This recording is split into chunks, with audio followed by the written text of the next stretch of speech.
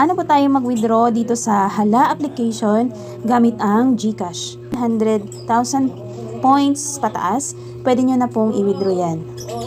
So, click lang po yung withdraw. Click lang po yan. And then, dito sa baba, merong cash out. Lagay sa currency type, Philippines. Ito. Payment method, GCash. Then dito, yung information ng inyong GCash number. Dapat active po. At dito naman, click lang yung all para ma-withdraw natin lahat. 3% po ang service fee sa GCash. And then, click ang withdraw pag okay na. Ilagay yung password. Kapag first time kayong mag-withdraw, ay maglagay muna kayo ng, mag-set muna kayo ng password. Dahil ako ay second time na, so meron na po akong naset na password dati. Ilagay nyo lang po yun dyan. Dapat tandaan nyo po yung inyong password. Yan, success na siya.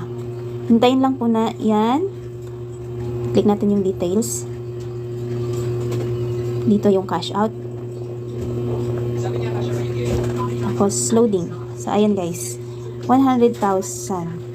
Ito po yun. So, hintayin lang po natin yan. Kasi naka-pending pa po yan.